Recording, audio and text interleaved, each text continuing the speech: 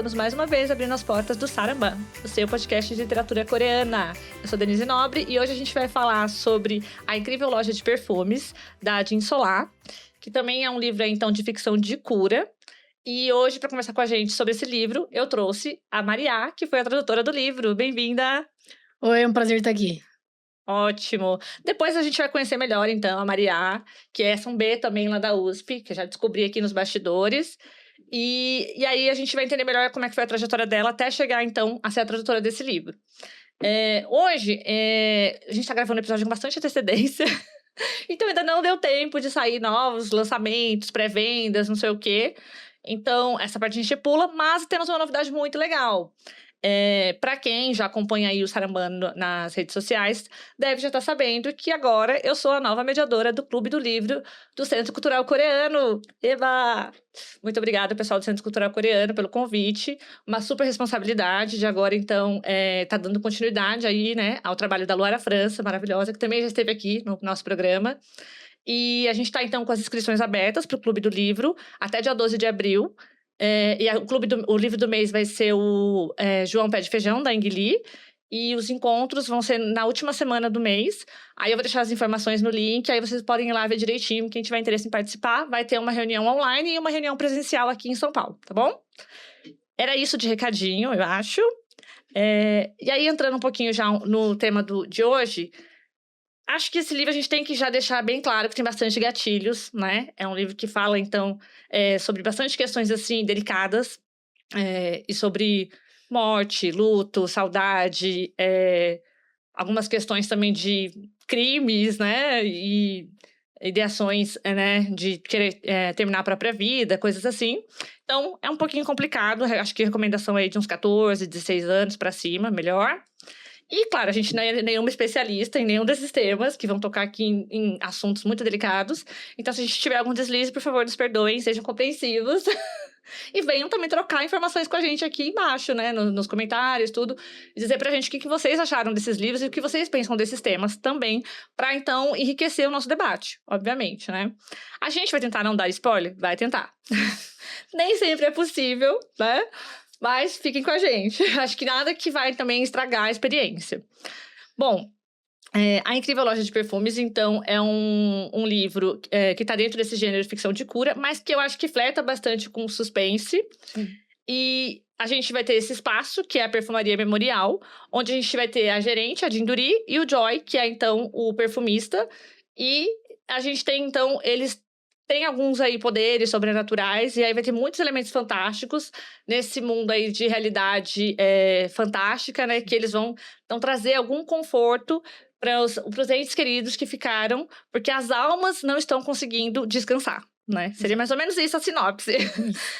E por que eu convidei a Mariá, então? Porque foi ela que traduziu. Eu queria saber primeiro algumas questões assim, da sua trajetória. Fiquei sabendo, então, que você se formou lá na USP. Eu queria saber como que você chegou coreana, a sua história com Coreia, né? Nossa. Tudo isso. E depois a gente vai entender, então, um pouquinho mais os bastidores da tradução e um pouco também da visão da Mariá também como leitora, não é mesmo? Perfeito. Então, eu tenho interesse na cultura coreana desde 2017, que foi quando eu conheci o BTS por um amigo, uma amiga, na verdade. E aí eu entrei nesse mundo e aí eu fiquei fascinada pelo idioma, eu achava lindo a forma de escrever, os sons, eu achava muito bonito. E aí, naquela época, eu não fazia nada da vida, assim, eu dava aulas de inglês, mas não era uma agenda fechada, não era super profissional. E aí, eu parada, não fazia nada, e aí eu falei, quer saber de uma coisa? Eu vou fazer faculdade de coreano, por que não? É uma coisa que eu gosto, né? Vou fazer uma faculdade de uma coisa que eu gosto. E aí, foi nessa que eu entrei na USP em 2018, e aí me formei em 2022, né, foi uma experiência incrível, assim, de desenvolvimento. E de lá pra cá, eu... trabalho com revisão, já estive em várias edições, várias versões do workshop, inclusive que a professora Yun realiza, né? Que legal! Já estive, acho que em 3, se eu não me engano. Enfim, aí eu fiz esse workshop também, que me ajudou muito, acho que o que mais me ajudou no aspecto da tradução foi ter feito esse workshop, uma experiência muito, muito bacana mesmo. E nele também que eu acabei ganhando um pouco do network de conhecer pessoas, né? O professor quando ele pode, ele até recomenda alguns de nós para esses trabalhos, e foi nessa que o meu nome surgiu. Na verdade, o que acontece, na maioria das vezes, é que eles me contatam por e-mail, né? As editoras me contatam por e-mail, e foi assim. Acredito que o professor ou uma colega tenha passado o meu e-mail e chegou até eles, né? Então, eu já fiz tradução, eu faço mais revisão e cotejo, justamente porque, por uma questão de agenda, né? Eu tenho uma outra área que eu trabalho também, eu também trabalho como copywriter, né? Então, como eu tenho essas duas áreas, eu faço mais revisão e tradução. Perdão, revisão e cotejo. Esse é o primeiro livro que eu fiz tradução.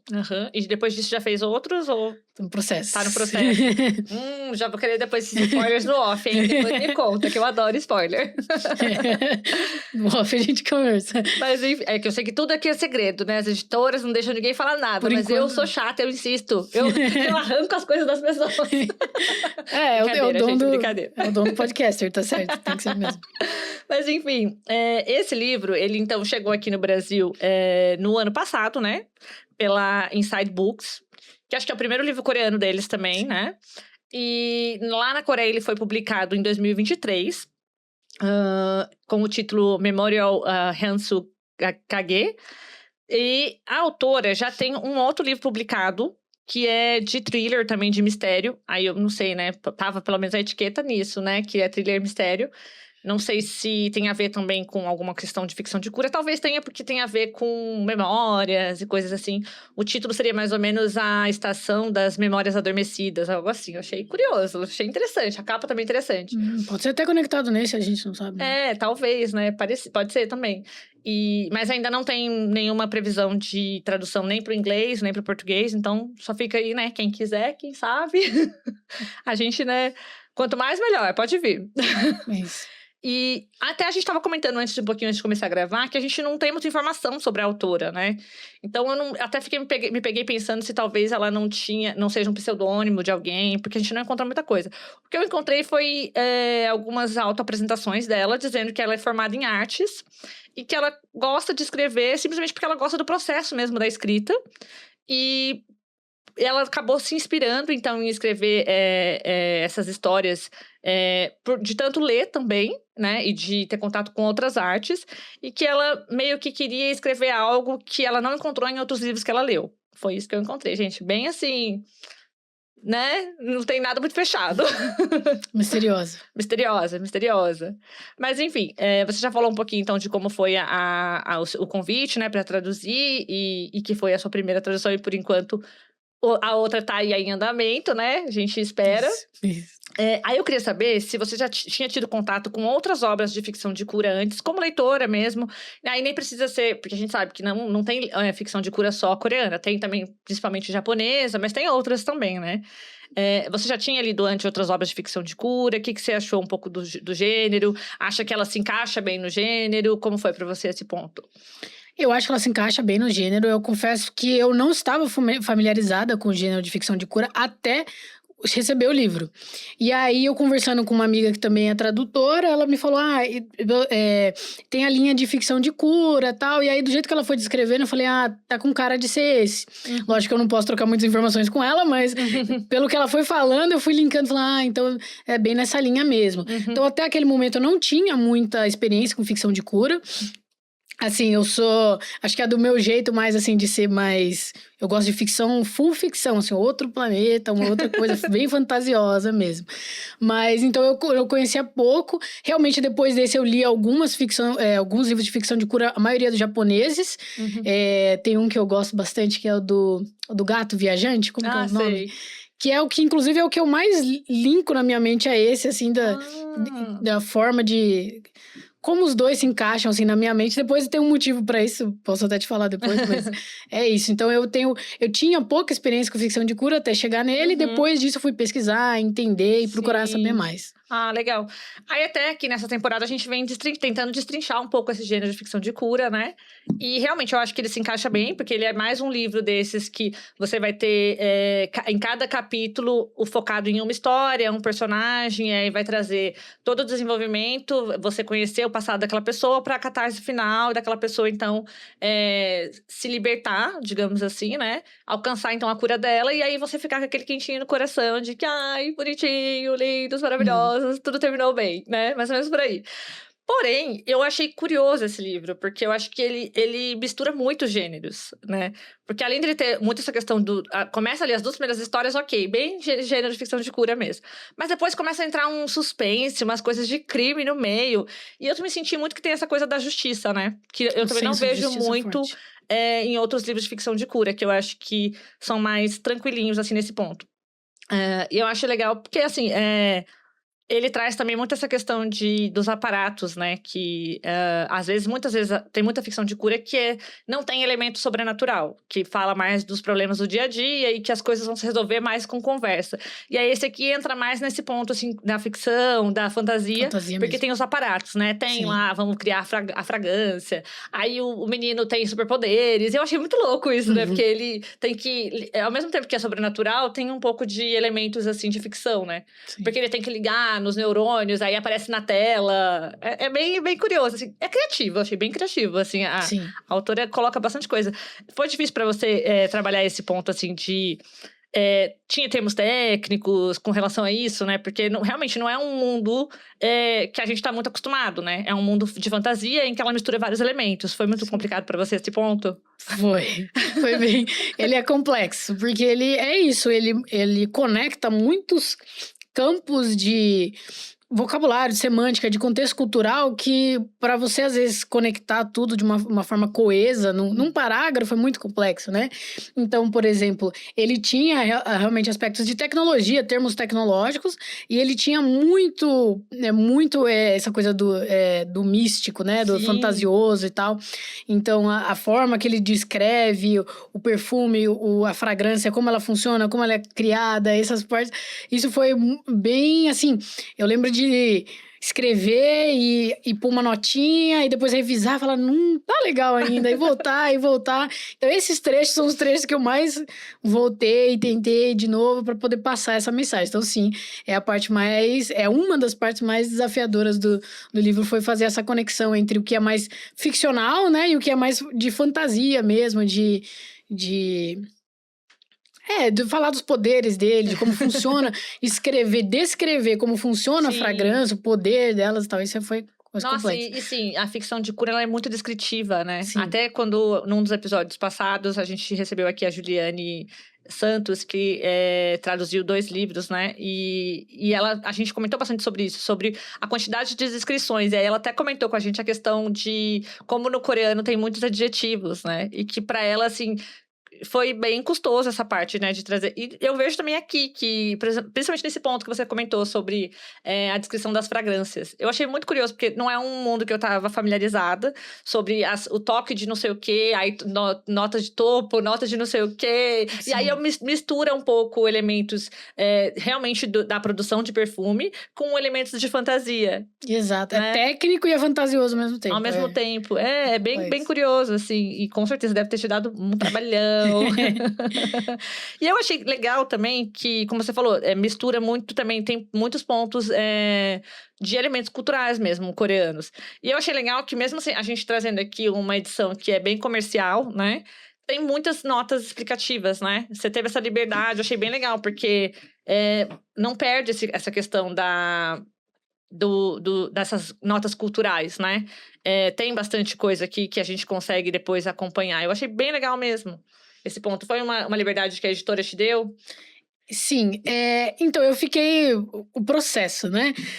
Quando a gente está traduzindo, a gente fica muito na dúvida, traduzindo, cotejando no geral, você fica muito na dúvida entre ser coeso e ter uma narrativa fluida e ter o mínimo de nota de rodapé possível, para ser bem fluido, ou ser bem fiel ao texto e ter muita nota de rodapé, permitir contexto pro leitor, né? E eu fiquei muito dividida nisso. Falei, e agora? Em que dessas duas pontas eu vou ficar.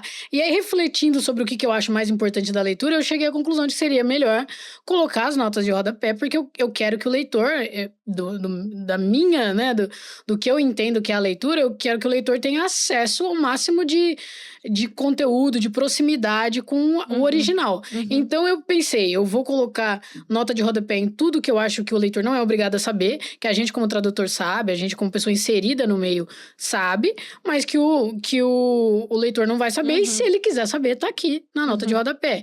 E aí, então eu preferi tomar esse caminho. Nem todas as editoras gostam, né? Realmente tem editoras que falam, olha, a gente não costuma usar, a gente costuma reduzir, mas aí essa editora me deu uma liberdade maior, né? Não questionaram quando eu expliquei o porquê, os meus motivos, eles não questionaram, eles entenderam, então eles me permitiram rechear, digamos assim, de nota de rodapé. E é isso, é uma questão de você entender qual que é o ideal de leitura. Eu acho que mais do que ser uma narrativa fácil de ler, eu quero que seja uma narrativa completa, que a pessoa entenda o que tá acontecendo. E que vai acrescentar camadas pro leitor, né? Exatamente. E eu acho que isso é um ponto que a gente já tem bastante em discussão aqui, que agora tá parando um pouco, porque a gente tá tendo cada vez mais, então, a tradução direta, né? Que já é um ganho pro leitor. E esse espaço, então, para os tradutores e para os revisores, né, os copydesks, de trazer, então, esses contextos culturais, né? Isso é muito interessante. E aí você toca num ponto que eu acho legal a gente ponderar também, porque às vezes eu acho que a gente fala muito, né, sobre editoras menores e que dão prazos pequenos para os tradutores e tudo isso. Por outro lado, tem essa liberdade, que muitas vezes as editoras maiores não vão dar essa abertura. Vão falar, não, é isso e ponto, você faz isso desse jeito aqui. Domesticar o máximo possível essa tradução, não é? Sim. Eu acho que tem as perdas e ganhos, né? Então, tem pontos negativos e positivos, realmente. É muito interessante olhar para essa perspectiva também. Então, eles são mais flexíveis, né? Então, eles te permitem... eu lembro de trocar muitas mensagens e ideias com a equipe da editora e de esclarecer pontos. Olha, por que eu acho que isso aqui é importante ficar? Olha, isso daqui talvez não seja tanto, vocês podem avaliar, enfim. Então, teve várias conversas nesse sentido e aí me permitiu ter essa liberdade de colocar essas notas. Eu acho muito legal, porque assim, que nem você falou, tem muita coisa que não só quem tá na área da tradução ou quem entende coreano, mas até mesmo as pessoas que estão inseridas no contexto de cultura coreana, como fãs mesmo de K-dramas, ou pessoas que já leram outros livros coreanos, já vão estar familiarizadas com esses aspectos que aparecem aqui. Que aparece muita nota rodapé sobre comida típica, sobre os honoríficos, né? Opa, nuná, hyun, coisas assim. Que geralmente, se é um leitor que já tá mais familiarizado com a cultura coreana, a leitura dele vai continuar sendo bem fluida, né? Isso não vai atrapalhar muito. E para aquele que não tá acostumado, então vai poder recorrer ali ao paratexto e se contextualizar, não é mesmo? Isso, e conhecer uma cultura nova. Exato, eu fiquei pensando nesse cara que tá chegando agora, né? A gente quer aumentar o número de pessoas que lê obras coreanas hoje. A gente quer que seja mais acessível para mais pessoas, e não só aquele grupinho de pessoas fanáticas pela cultura coreana, né? E eu fiquei, às vezes eu pensava assim, tá, se a minha mãe pegar para ler esse livro aqui, ela vai entender isso ou ela vai vir perguntar para mim o que é? Então eu fui colocando onde eu achei que ela perguntaria. Não, muito bom, ficou bem interessante, assim. E aí, pra gente fechar um pouco mais, assim, esse ponto de coisas mais técnicas da tradução, teve alguma coisa que te deu muita dor de cabeça, que você lembra, assim, que, nossa, algum termo, alguma coisa, assim, que você teve que fazer várias pesquisas? Tem alguma coisa que você se lembra nesse sentido? Então, aí a gente volta um pouco na questão dos adjetivos, né? Eu lembro que a descrição dos perfumes, ela era muito curiosa, porque ela tinha muitos adjetivos de cor. Ela não tinha só adjetivos de cheiro, ela tinha muitos adjetivos de cor. Muitas delas eram tons de roxo, tons de azul. E aí eu tinha que procurar a melhor palavra no português e eu via perceber que a gente não tinha tanto jeito de descrever o roxo assim. Então eu tinha que trabalhar de uma maneira que ficasse coeso, ou seja, a pessoa soubesse que eu tô fazendo referência à mesma coisa que eu tava fazendo referência no capítulo anterior, mas com outras palavras. E que ainda combinasse essa coisa de cheiro e visão que era muito forte do original, né? Então eu lembro que eu ficava muito na dúvida, eu voltava e para fazer essa conexão, para ficar com essa coisa lúdica que era do original, né? No original ele era muito imagético, então você tinha um cheiro que ele tinha um corpo, aquele cheiro. Então como que você traduz de maneira que isso permaneça Sim. lá, né? Que na hora que a pessoa tá lendo, ela consiga visualizar o corpo desse cheiro. Então, isso foi uma coisa que eu tive que ir e voltar muitas vezes pra falar, puxa, tá bom, não tá. Pô, tá muito diferente do anterior, nossa, vou ter que corrigir. Então, né, eu quebrei muita cabeça pra Sim. ter isso de forma coesa e plana, né? E isso aparece em Assim. todos os capítulos, né? Porque sempre no final, quando ele vai montar a fragrância, tem lá todos os passo a passos do que ele tá escolhendo pra aquela fragrância, né? Sim, não. E assim, teve casos de eu ter uma tradução e de eu falar assim, tá, ele tá descrevendo o cheiro dessa maneira. E aí, lá no último capítulo, eu comparava e falava, não, mas aqui eles estão falando a mesma coisa. Só que aqui é uma coisa, aqui é outra. Aí eu tive que fazer a pesquisa de novo, entender. Ah, não, errei. Aí eu voltei lá, né? Então, assim, isso eu tive que fazer por causa dessa característica tão... de mais de um sentido desse cheiro, né? Sim. Esse cheiro, ele é muito físico. Isso me fez lembrar, inclusive, eu acho que isso é um ponto que a Ju também comentou no episódio com ela, né? Sobre essa questão mesmo das descrições. A Núbia também, que já esteve aqui 2 vezes, a Núbia já é da casa praticamente. E essa questão, principalmente, acho que da ficção de cura, que ela traz muito essas descrições mesmo. E eu acho que tem muito essa coisa mesmo sinestésica, quase, né? De misturar, então, os sentidos, o olfato com a visão, e aí mistura e traz um novo significado, né? Exato. Eu acho que não só na ficção de cura, porque eu acho que eu vejo também isso muito em Rangan. Eu acho que a escrita dela também é muito sensorial e ela consegue também trazer essa imagem, né? Sim, Do cheiro, da dor e de tudo, como sim, também um pouco é aqui na muito ficção de legal. cura.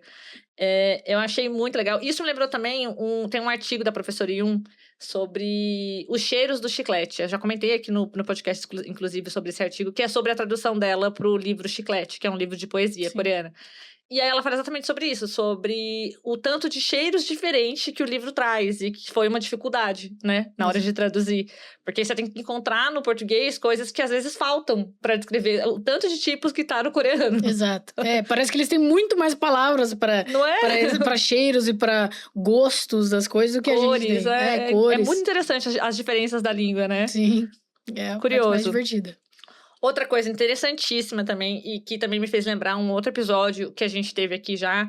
A gente trouxe a Nath, né? A Natália Okabayashi, que traduziu o Livro Branco e o Sem Despedidas da Rangan. E eu lembro que no Sem Despedidas ela comentou sobre a dificuldade que foi traduzir o Saturi, né? Que é o dialeto. E quais foram as escolhas dela para colocar isso, trazer isso para o português e tentar... porque no caso lá do Sem Despedidas é o dialeto de Jeju, né?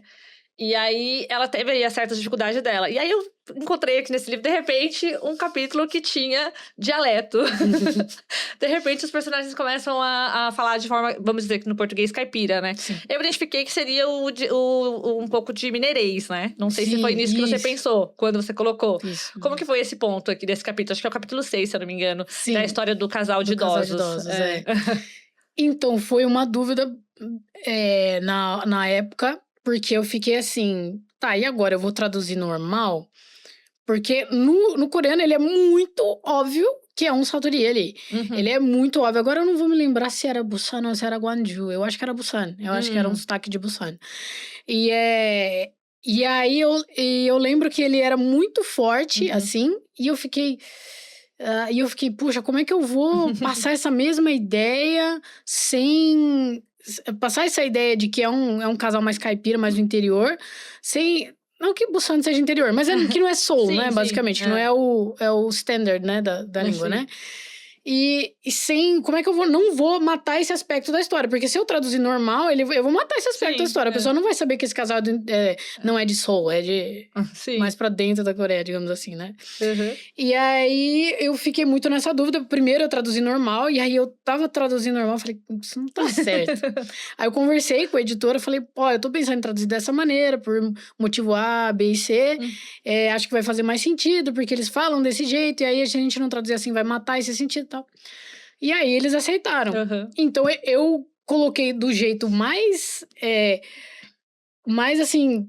fiel ao jeito que eles estavam falando primeiro, e depois eu passei uma camada pra deixar mais mineirês, né? A gente acabou indo pelo mineirês, né? A gente ficou entre algumas opções e acabou escolhendo mineirês. E aí a gente seguiu essa linha. Por quê? Por causa disso, que eu queria que o leitor, ele tivesse essa sensação de que ele tá lendo um casal que não é de Seoul, não é um casal de São Paulo, do Rio, ele é um, entendeu? E aí, eu fiz assim, não posso abrir mão disso. É isso que eu te falei, que eu volto lá atrás. Eu gosto que a pessoa tenha o máximo de contexto possível porque ela tá lendo. Então, eu falei, não, eu vou fazer. E aí, mas foi difícil, assim, de chegar com a editora, pensar numa ideia, o que seria melhor. A gente chegou no Mineirês, aí a gente, né, refez o capítulo com essa forma de falar. E, enfim, aí eu fiquei satisfeita, digamos assim, que eu falei, tá, agora ele tá fiel ao que que a ideia que ele expressa no original, né? Ah, muito legal. É diferente, porque cada tradutor vai escolher uma forma, né, de passar aquilo. Eu achei bem curioso. Foi uma surpresa, assim, quando o capítulo começou, eu falei, oi! Então, eu confesso que na hora eu até falei assim, nossa, eles não vão topar, porque não é, né, o português padrão, né? Sim! E aí eu falei, puxa, eles não vão topar, mas não vai ser fiel se não tiver. Aí eu conversei com eles e eles toparam. Falei, Glória, então ótimo. Mais uma vez, as vantagens de ser uma editora pequena, né? Provavelmente não teria como. Se fosse uma editora maior, provavelmente eles não... talvez eles tivessem dado outra solução, né? É, possível. Mas enfim, esse capítulo também é muito interessante, porque eu não sei se você já leu o Por Favor, Cuide de Mamãe, que é um livro que já saiu aqui é coreano, da Shin Kang-sok, que já saiu aqui no Brasil há muito tempo, 2012, se eu não me engano. E fala também de um casal de idosos, né? E me lembrou bastante, assim, tem muitos aspectos similares, assim, a questão do senhorzinho andar na frente da senhorinha, e aí depois ele ter todo esse arrependimento de por que eu nunca andei do lado dela. Nossa, me lembrou muito, assim, e esse ponto mesmo de você ir vasculhar e conhecer um pouco melhor a pessoa, infelizmente, depois que a pessoa já faleceu, né? Que é aquilo, o arrependimento sempre vem tarde, né? Mas me lembrou demais, assim, eu falei, nossa, tá bem parecido aqui, assim, alguns pontos aqui com o Por Favor, Cuide de Mamãe, que é uma ótima pedida.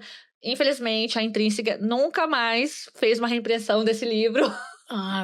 Muito triste. Mas temos em e-book, tá? Quem quiser pode ir lá conferir, que é muito bom. E é assim, esse foi um dos capítulos que eu me lembro, assim, que tinha mais carga cultural de Coreia nele, né? Sim. Eu falo assim, puxa, se a pessoa não tá acostumada com o jeito que a sociedade coreana é, ela vai ficar até um pouco confusa, né? Ainda mais os leitores de literatura coreana hoje no Brasil, na maioria são jovens, né? Então, entender a dinâmica de um casal na casa dos 80, 70, coreano, eu falei, puxa, tem um gap cultural aqui, né? Mas é de uma riqueza muito grande. Quando você consegue ter essa proximidade com a literatura, aproximar a pessoa nesse sentido, dela ver esses detalhes do que é, como que é, porque são bem representados, é uma representação, apesar dele ter aspectos de ficção, de fantasia e tal, a interação entre as personagens, o jeito que as personagens se cuidam, se veem, as interações entre elas, os relacionamentos são muito humanos e também são muito coreanos, assim, são muito da cultura coreana. Eu achei isso até bem curioso, porque como ele tem esse aspecto dessa loja, então, a perfumaria, né, Memorial, ela é tipo uma loja pop-up, né, que até vou usar de novo aqui como referência o drama, pra quem assistiu o K-drama, Miss Pop-Up Bar, que também é uma loja que aparece em diversos lugares da cidade. Então, assim, é uma questão, um estabelecimento mágico. Então, ele não tem um lugar fixo, ele vai aparecer em vários lugares. Então, não tem muita essa localização, né? Se tá se passando em Seoul, em onde tá se passando. Mas a gente entende que, sim, ele traz elementos ali, fala até mesmo da questão do... Acho que num dos primeiros capítulos, segundo, se eu não me engano, que fala sobre uma personagem que é os pais, o avô foi combatente da independência, então tem essa localização, né? Apesar de ser esse espaço que tá ali entre o ficcional, o fantasioso, mas tem essa localização do real. Realidade coreana. Sim. É bem interessante. E trata coisas muito da realidade coreana, né? Agora, eu não sei se vai ser um spoiler, qualquer coisa você corta, mas o primeiro capítulo, né, da menina, toda aquela interação social, né, de bullying e de como os pais veem aquilo e como a criança, o adolescente, interage com os pais, interage com os colegas e o que leva ela a fazer o que ela faz, é tudo muito típico do que a gente sabe que é uma realidade coreana muito mais do que brasileira, né? Sim. Agora eu vou entrar spoiler. Pode do suicídio adolescente, que é uma coisa que é um problema muito grande para eles, né? Combater a questão do suicídio adolescente, etc., que é muito forte lá. E que aqui a gente entende, a gente sabe que existe, mas não é tão natural da Sim. sociedade brasileira, né? E isso também entra muito nas características de ficção de cura, que ela vai trazer esses dilemas reais e atuais da sociedade coreana, principalmente, mas a gente pode também colocar essa lente, alargar e ver isso como também um estado de adoecimento, né, mental, que está no mundo todo, né? Com todas as questões também de capitalismo e tudo isso. Mas é bem localizado mesmo, realmente, a questão do suicídio.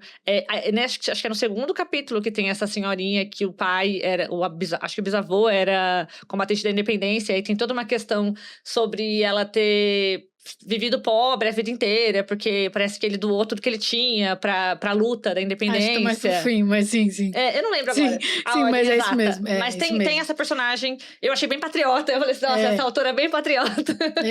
Porque ela coloca várias vezes no capítulo, inclusive, né? Ela engrandece ele, apesar da pobreza, ela engrandece a figura desse avô que fez um sacrifício pela pátria, né? Sim.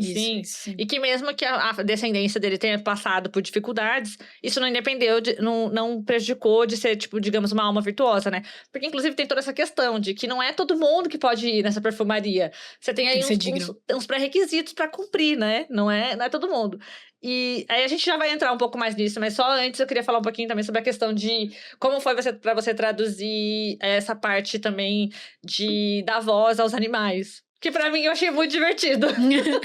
Nossa, isso foi... Eu lembro que, assim, a primeira leitura que eu fiz pra entender, eu fiquei um pouco confusa, porque eu falei assim, ué, mas quem tá falando, né? Porque assim, quando a gente pega um original coreano, a gente sabe que eles não têm tanto apego à formatação que a gente tem.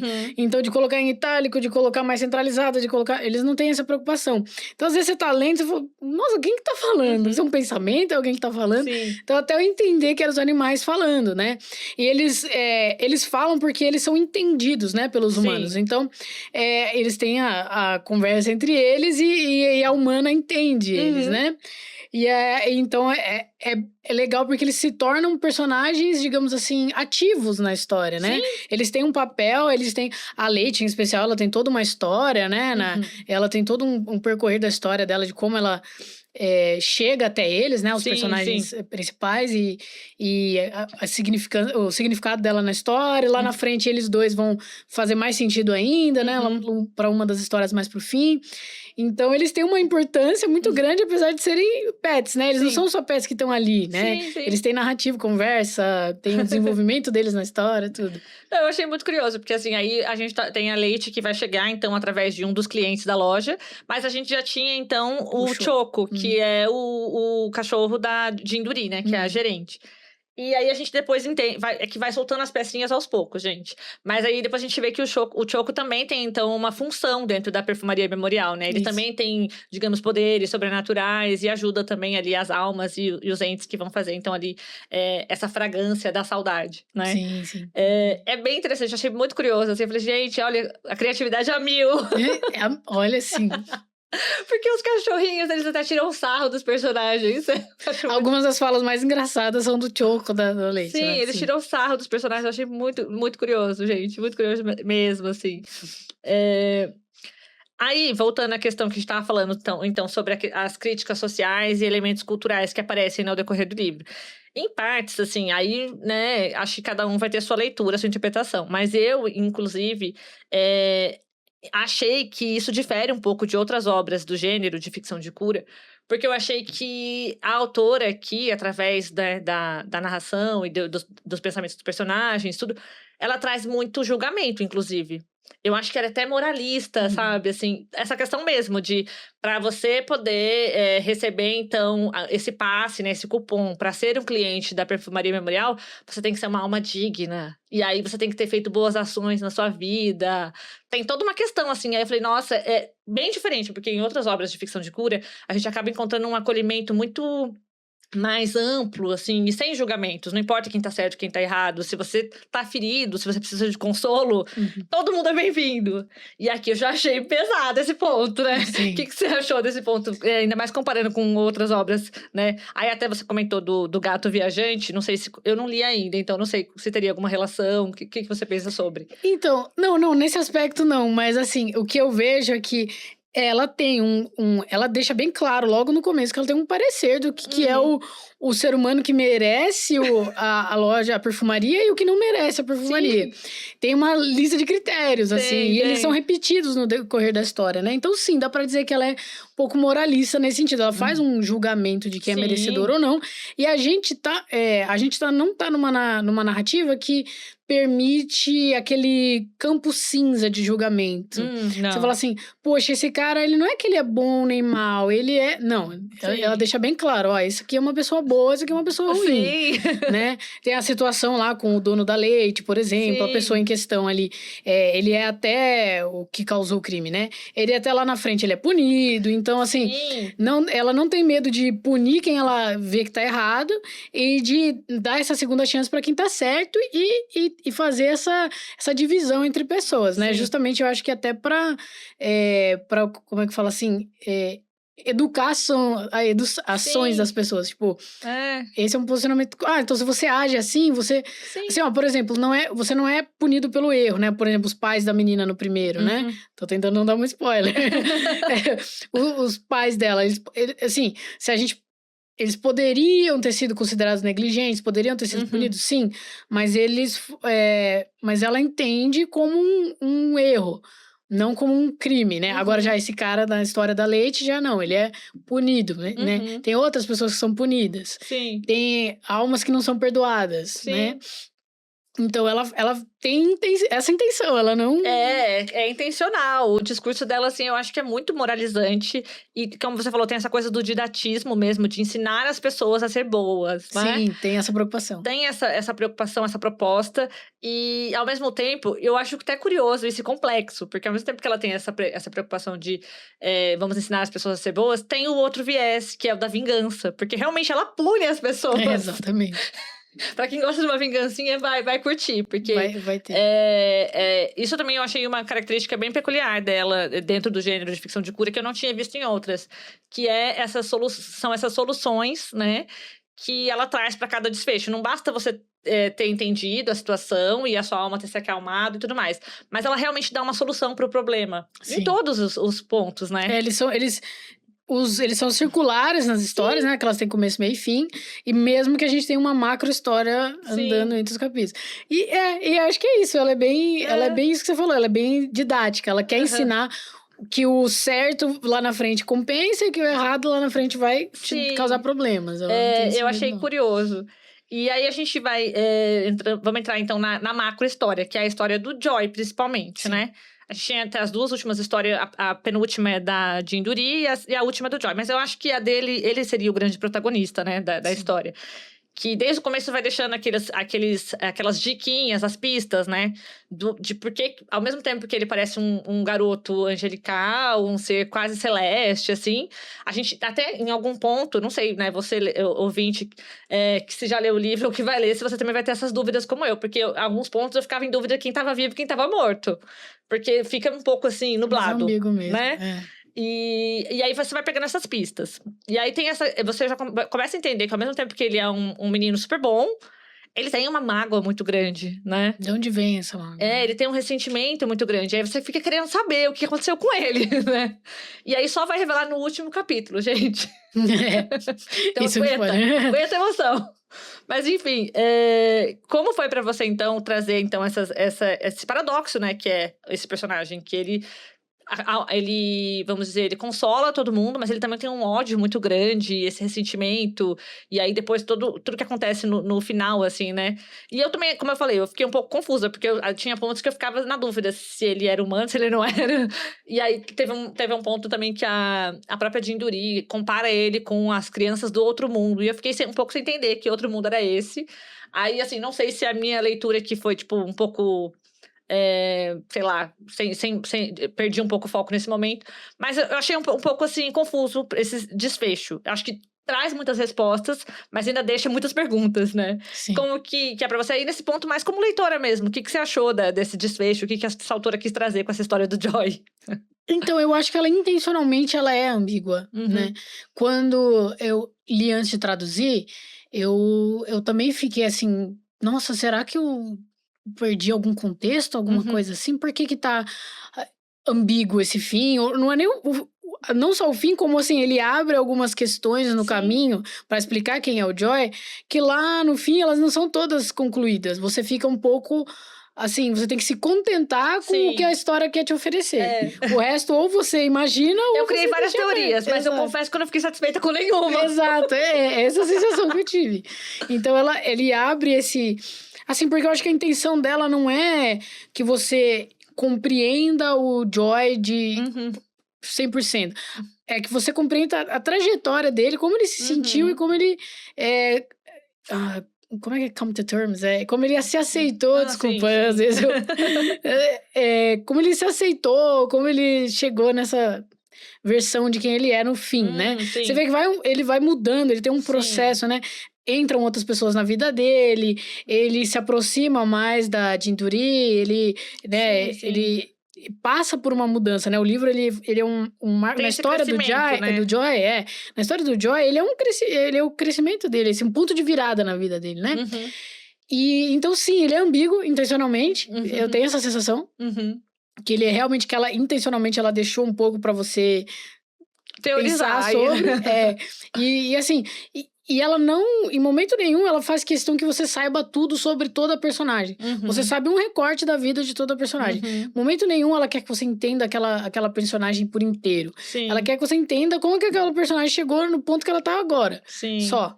É aquele ponto mesmo de chegar nessa questão de transformar a saudade tóxica em uma saudade aceitável e que vai trazer aquele calorzinho quando você lembrar dessa pessoa que se foi, então, né? E ao mesmo tempo permitir que essa pessoa, a alma dela descanse, né? Porque tem esse ponto da fantasia aqui também, né? Assim, pensando nessa maneira que você tá falando, que é muito interessante, faz sentido, é quase como se fosse, se ele trabalhasse o processo do luto, né? Sim, o começo do luto até o fechamento do luto mesmo. Inclusive assim, no começo. Não o fechamento, mas quando você consegue sentar com aquele luto. Lidar com aquele luto de uma forma, assim, que ele não doa tanto, né? Doer vai doer sempre, mas que não doa tanto. Até no comecinho ele fala sobre a primeira personagem mesmo, que já faz 1 ano, né? Que os pais perderam a filha. E aí ele fala que passou de 1 ano, esse luto já não tá, digamos assim, mais dentro do normal, vamos dizer, entre muitas aspas, tá, gente? E que isso vai começar a ser nocivo pra eles, né? Porque essa é a grande questão aqui, né? De que quando você não lida bem com esse sentimento, você começa a adoecer, né? Exato. E aí essa é a cura real, né? De você não adoecer com esses sentimentos que te trazem dor, né? E é muito disso de... libertar aquela memória, aquela pessoa, né? Sim, sim. É de aceitar e aceitar, né? Entender que aconteceu e abrir mão, digamos assim, para que a pessoa possa... Então tem muito isso, né? Você permite que haja uma desconexão, né? Então a pessoa segue o caminho dela no além-mundo, né? E você na vida humana terrestre, digamos assim, Isso, né? terrestre. Tem um ponto que, inclusive, tem até uma frase do Joy que eu achei muito bonita, né? Que conversa com isso que a gente tá falando agora. Que é na página 205, bem lá no finalzinho, que ele fala que... depois que ele tem, né? Porque até o próprio Joy não sabia, gente, o que aconteceu na vida dele, né? Também ele tem, então, essas revelações, né? Do mistério do nascimento dele e tudo isso. E aí ele fala, né? Que mesmo assim ele fica triste, ele entende, mas não é que ele não aceita, né? Ele fala aqui que ainda assim, entender não significava aceitar. Não mudava como eu me sentia. Então é isso, ainda continua ali, né?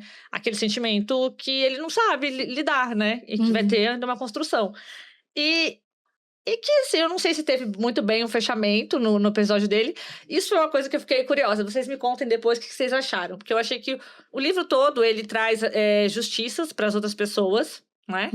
Porque muitas vezes é o próprio Joy que fala, não, isso aqui não foi certo, hein? Vamos pegar essa pessoa aqui que fez aqui burrada e vamos dar um tropeço pra ela.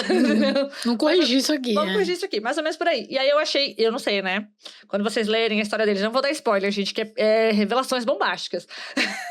Quando vocês lerem a história dele, eu achei que faltou uma punição. Eu achei que ele foi muito benevolente ali. Só que a autora também não dá pra gente, não dá pra ele, até como personagem, ferramenta suficiente, né? Pra poder punir a pessoa que causou as desgraças na vida dele, entendeu? Você sente que ele fica de mãos atadas, né? E eu fiquei Ele fica assim, numa situação de... que ódio. Então, e eu lembro disso, dessa frustração de ter que... aquilo aconteceu e eu não posso fazer nada sobre isso. E isso que ele fala, essa frase, né, de eu entendo, mas não significa que eu não sinta, isso também ressoou muito comigo na época, assim, de falar... Faz muito sentido. Sim. Isso é um pouco do luto também. Uhum. Pô, eu entendi. Não tem como mudar. Não tem como mudar, estou de mãos atadas, me resta mascar esse chiclete da amargura aqui, entendeu? Não tenho muito o que fazer. Né? Tipo, me resta aceitar, entendeu? Mesmo que Sim. demore. Mas olha, é bem curioso, porque as histórias têm muitas reviravoltas, assim. Como a gente tá falando aqui, tem muitas, acho que das 3 ou 4 últimas histórias, todas têm envolvimento criminal. Então, Elas assim, vão ficando mais... o negócio vai ficando intenso. É bem maluco. Achei bem interessante mesmo. Aí um outro ponto que aí não sei se você também pensou dessa forma ou se sou eu que tô problematizando demais a história, porque eu tendo a ser chata mesmo, eu sei disso. Mas eu achei que em alguns pontos, quando ela traz algumas questões, principalmente de aparência física dos personagens, né? Eu acho que nem tanto da questão de saúde mental, mas principalmente da aparência física. Eu achei que ela coloca isso, tipo, a realidade da pessoa com questões de aparência física, e aí quando transforma, então, nessa coisa mais da fantasia e do místico, tudo fica perfeito. E eu me incomodei um pouco com isso, porque isso também vai um pouco fora daquilo que a gente tá acostumado com ficção de cura, que aí, de novo, falar do acolhimento, sem julgamento, diversidade. Eu achei que... Eu fiquei incomodada um pouquinho aqui com os posicionamentos dela sobre isso. Você sentiu alguma coisa? Achou que... Porque ela não deixa muito claro, né? Mas ela traz alguns personagens que têm algumas diferenças, vamos dizer, né? O próprio Joy, né? Que tá, inclusive, na aparência dele. E aí tudo depois fica perfeito. Eu achei incômodo. Eu lembro de traduzir, se pensar assim, puxa, isso pro público brasileiro não vai ser tão... Não vai ser tão legal. Eu sou chata. Eu lembro de pensar isso, falar, puxa, pro público brasileiro isso daqui vai torcer o nariz um pouco. Mas eu, lógico, pra ser fiel a ele, eu não ia jamais alterar isso, né? E assim, eu acho que sim, mas aí se isso é dela, da autora, ou se isso é da ficção, né, coreana como um todo, eu fiquei na dúvida, porque assim, realmente... A gente sabe que eles têm uma sociedade que tem uma gênia. E eles têm um cuidado com a aparência muito maior, né? Sim. Então, assim, aqui, a condição do Joy mesmo, aqui ela já seria muito destoante para uma criança. Lá, eu imagino que tenha sido muito, né? Teria sido muito mais difícil. Então, eu lembro disso, de entender o impacto que isso tinha na vida da personagem. Isso não podia ser negado. Existia um impacto, se a gente for ser bem realista, ele teria um impacto na vida dele muito grande, né, nessa situação. Essa coisa de corrigir a aparência quando ele, né, o perfume cura a aparência, isso eu lembro de ter pensado, nossa, isso é um pouco, né, mas eu sabia que era como se, assim, tivesse problematizando a aparência da pessoa, em vez de a reação da sociedade em relação à aparência, né? Mas, né, é uma escolha da autora, então... Não, é o que ela quis escrever, mas, assim, cada um vai fazer a sua leitura. E isso volta muito na questão da autora ser... Ela tá bem puxando o limite do que é uma ficção de cura mesmo, né? Sim. Ela tem alguns elementos ali da ficção de cura, mas ela entra uma linha que também não é típica da ficção de cura, né? Sim. Então ela é bem provocativa nesse sentido, né? Sim. Vejam vocês, o que vocês acharam disso? Ou se sou eu que tô arrumando pelo em ovo. Enfim, eu achei muito, muito interessante o livro. Eu acho que tem muitas discussões, né? Porque, assim, como um entretenimento também é muito bom, porque, como eu falei, tem essas notas, assim, de suspense, e que você fica realmente querendo saber o que aconteceu, né? Tanto com o Joy, que é a história principal, né? Que acaba sendo as pistas em cada capítulo, mas com os próprios personagens, né? Aí, você falando dessa questão da aparência, também teve um ponto que apareceu em algumas das histórias, né? Sobre... Não só sobre a aparência física, mas também sobre a questão de... desigualdade social, né, com pobreza, essas questões assim, de muitas coisas que podem gerar preconceitos, estereótipos, coisas assim. E aí isso também a gente pensa bastante, querendo ou não, né, em problemas mesmo contemporâneos, né, da sociedade coreana. principalmente essas questões de aparência, né? Porque no começo a menina também sofre bullying, né? E tem todas essas questões, assim, que a gente fica, às vezes, nossa, é bem complicado. E aí tem alguns capítulos que também trazem a questão das redes sociais, né? Uhum. De como você se mostra na rede social e o que isso pode gerar de impacto na vida dos outros, né? Sim. Inveja, Exato. né? Sim, Eu achei, nesse ponto eu também achei que ela tava querendo dar quase que uma alfinetadinha assim. Tá, as pessoas vão querer o seu mal, mas não que ela escreveu isso, gente, mas foi o que eu senti um pouco, assim, nas entrelinhas. Que se você não tivesse postado a foto daquele jeito, exibido a sua vida inteira na rede social, talvez você não tivesse atraído esse olhar de inveja, entendeu? ela tem ela assim, ela é bem subjetiva nisso, mas ela Super. tem um posicionamento em várias coisas, Não né? é? Do que ela acha certo, do que ela acha errado, e ela faz questão de deixar ali, Sim. né? Então isso até foge um pouco da ficção de cura, no sentido de que ela estabelece desde o começo, assim, o que tá errado, o que tá certo, o que é moderno, o que não é aceitável, o que é aceitável, críticas sociais, né, de situação de vida das pessoas, fala de pessoas que gostam de passar a perna nos outros, pessoas que gostam, que tem a questão né, de roubar, de sacanear as outras pessoas, né, ela é bem... O tempo todo você tem essa sensação mesmo que ela tá... Sim. É quase como se ela estivesse te ensinando do ponto de vista dela o que é uma pessoa...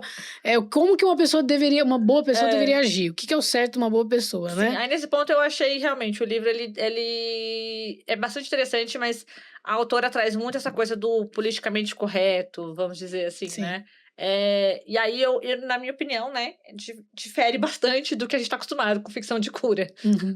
Mas é um bom ponto de vista, assim, se você quer uma coisa fora da curva. Sim, Esse livro é bem fora da curva, né? Bem único.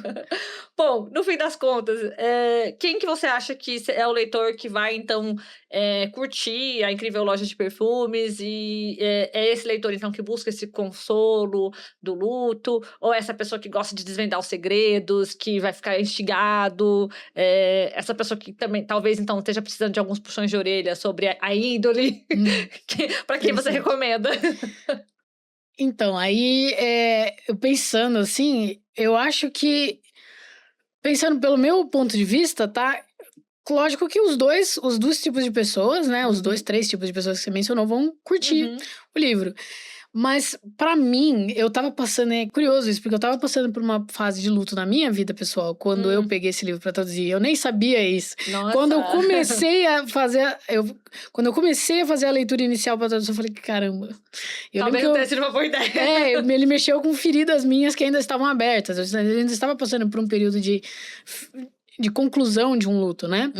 E então eu acho que pra pessoa que tá passando por uma fase de luto, ele é delicado, ele vai cutucar onde dói, mas ele vai te permitir, talvez, se você é uma pessoa assim que segura muito emoção, que você tá passando pelo luto, mas você não quer aceitar, então você quer trabalhar muito, fazer muita coisa, não sei o que, e deixar aquele luto engavetado, ele é uma chance de você poder olhar o luto nos olhos, digamos assim, você poder realmente passar por esse luto, você poder chorar junto com as personagens e sentir aquilo que você não quis sentir quando você passou por aquilo e encarar isso. Então, eu acho que pra pessoa que tá numa fase de luto, ele vai ser mais profundo, ele vai ser mais tocante, mais memorável, né? Eu lembro de ter ficado particularmente bem... O primeiro capítulo foi muito forte pra mim, apesar de...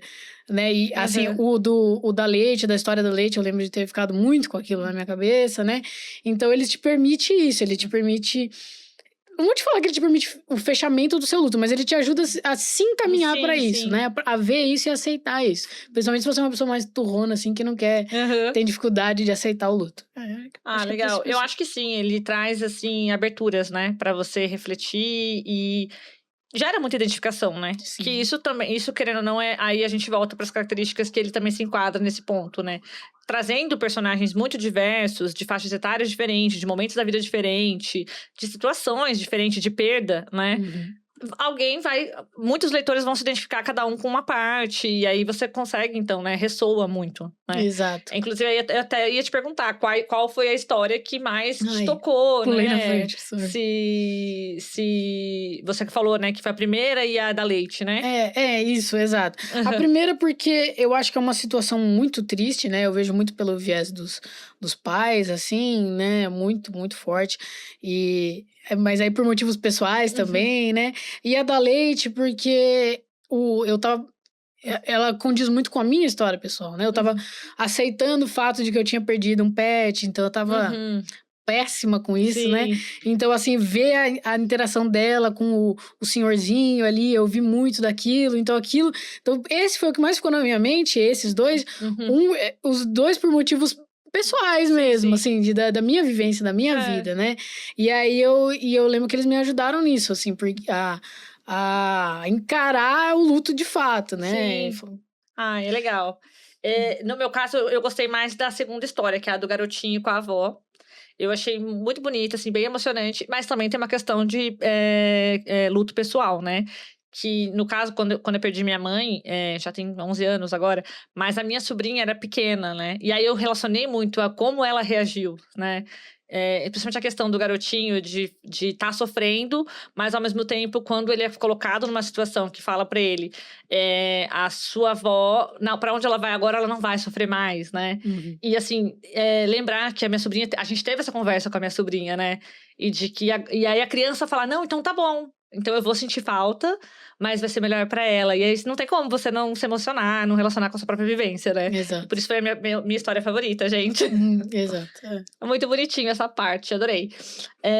Agora, pra você, então, pra quem gostou desse livro, ou quem quer mais histórias desse universo, seja de ficção de cura, seja de luto, outras experiências, não precisa ser ficção de cura, não precisa ser coreano. Tem recomendações que você gostaria de fazer pro pessoal? Então, na linha dele, um que me ajudou muito, que conectou as duas coisas pra mim, foi O Gato Viajante, que é uma obra japonesa. Agora eu não vou lembrar o nome do autor, mas é o que eu lembro de ler e relacionar bastante a isso. Ah, legal. Eu acho que outros livros que a gente já trouxe aqui também já falaram sobre essa questão também, do luto, né? Outros livros de ficção de cura. E uma coisa que eu me lembrei muito, talvez quem é um pouco mais velho vai lembrar muito. Quando eu comecei a ler o livro, me remeteu muito àquela novela da Globo, A Viagem. Que é antiga, mas ela tava reprisando tem pouco tempo. Eu sei porque eu tava na casa de um paciente meu e ele assistia, gente. E Nossa, aí, não conheço. mas essa novela é antiga pra caramba. E aí ela tem uma questão, assim, de... Acho que, se eu não me engano, é espírita, de reencarnação, de vida após a morte, e de falar com as almas, encontrar com as almas e tal. E no começo do livro, eu me lembrei bastante disso, porque esse ponto que aqui a gente tem, então, o que ela chama de beco, né, do céu, onde as almas ficam ali, e aí elas estão meio que presas, porque os entes queridos não estão deixando ela descansar e tudo. Me lembrou bastante dessa novela, assim. Quem gosta... E essa novela foi um grande sucesso no Brasil, não é à toa que ela já reprisou sei lá quantas milhões de vezes, entendeu? E acabou de reprisar aí de novo, ano passado, esse ano, não me lembro agora quanto tempo faz que eu vi isso, que tava no ar. Então, acho que, assim... Agora você falando, eu reconheci. Não é? Eu acho que, assim, talvez, assim, muitos leitores jovens estão consumindo, né, literatura coreana e K-drama e tudo isso, mas talvez o público que gosta dessa novela vai amar esse livro, sabe? Verdade. Eu acho que faz muito sentido. E você acha que... para você, então, a maior mensagem que traz é de como lidar com o luto, certo? Para mim, também ficou uma pontadinha, assim, de uma questão que aí é uma questão já, talvez, existencial, né? Que eu fiquei pensando, assim, quando ele traz aqui essa questão da saudade, um pouco de a gente se colocar no lugar da pessoa que parte.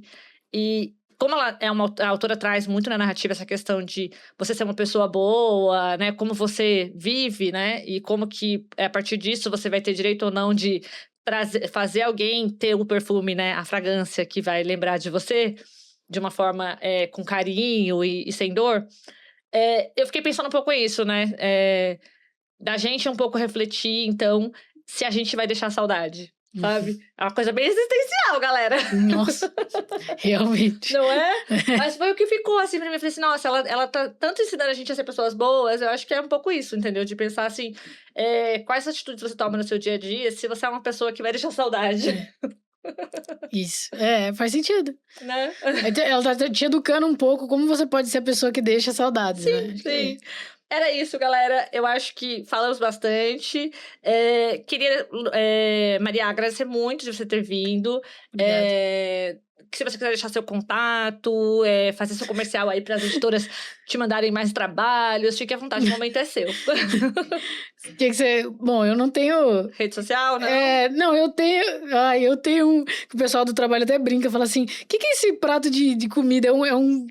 Literalmente só uma foto de um bibimbap, assim. Você não é muito ativa nas redes, então tudo bem. Mas se quiser, né, meus trabalhos de tradução e edição é o meu e-mail. Você quer que eu deixe meu e-mail aqui? Pode falar, que sabe, as pessoas te procuram.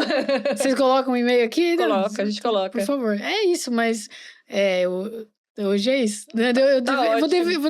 Da próxima vez que você me chamar aqui, eu vou ter um Instagram pra Não se sinta pressionada. A gente sabe que as redes sociais nem sempre podem trazer coisas boas, tá, gente? Eu já trabalho nas redes sociais. Deixa a gente meio maluco. Exatamente. Já trabalho com isso aí pra poder curtir, é muito difícil. Fique à vontade, não se sinta pressionada, tá tudo certo. Pessoal que ficou com a gente até agora, agradecemos. E ainda temos mais um episódio de Ficção de Cura, que vem aí daqui 2 semanas. Obrigada, tchau, tchau.